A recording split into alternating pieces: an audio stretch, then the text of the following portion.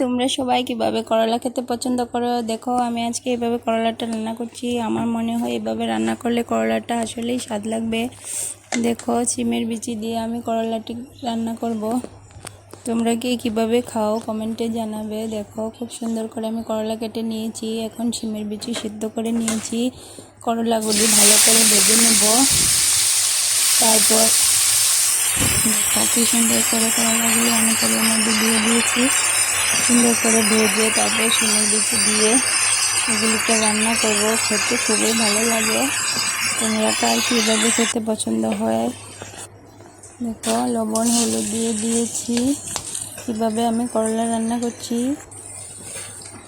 করলাগুলি ভালো করে ভেজে সিমের বিচিগুলো দিয়ে তারপর জিরা পেঁয়াজ মরিচ বাটা ভালো করে দিয়ে অনেকক্ষণ ভেজে নিয়ে তারপর নামিয়ে নেব। খুব স্বাদ দারুণ একটা করলা ভাজি হবে। এটাকে কি বলে আমি তো জানি না। দেখো তোমরা এভাবে খেয়ে দেখতে পারো, খুব স্বাদ লাগে আমার মনে হয়।